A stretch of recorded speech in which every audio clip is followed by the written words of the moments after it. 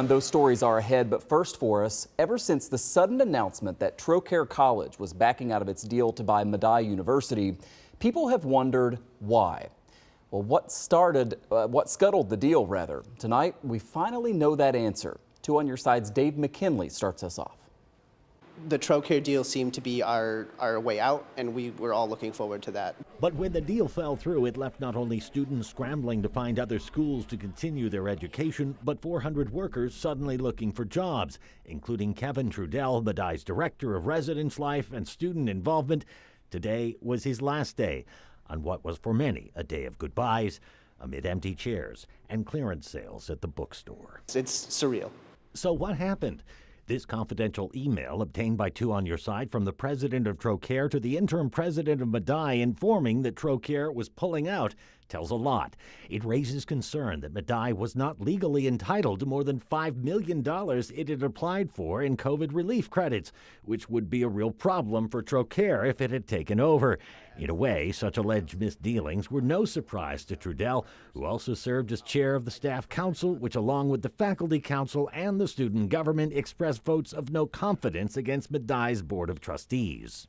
We're not a victim of circumstance. We're a victim of mismanagement. The Elk Street complex is the most glaring example of just constant mismanagement. The athletic complex in the Seneca Babcock neighborhood, for which the university entered into a long-term multi-million-dollar lease, he says contributed to the university's debt, which the Buffalo News has reported as having grown to $22 million by the time the purchase agreement was proposed this year.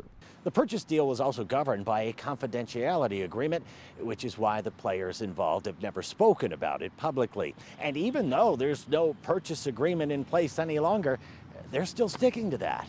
Statements from both schools cite the confidentiality agreement for the deal that no longer exists as the reason why they are not able to discuss why the deal fell apart and why we will make no further comments.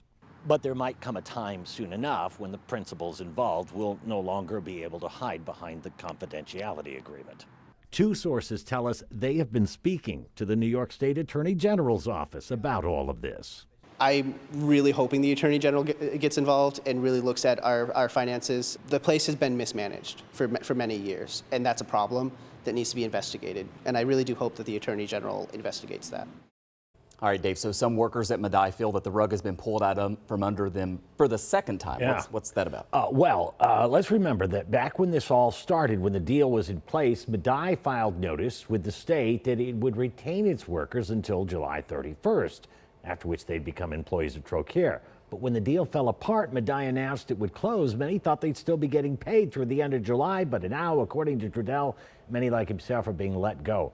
By the way, Michael, we should tell you, he landed a job with Alfred University, so he lands on his feet, but he considers himself extremely lucky. Yeah, because so many didn't. Well, we talked a lot about students who are scrambling to find where am I going to go to school. Imagine you worked in academia and the year's closing out and all of a sudden you need to find a job. It's not the time to be looking. Yeah, absolutely. Right. All right, Dave, thank you very much for that. We appreciate it.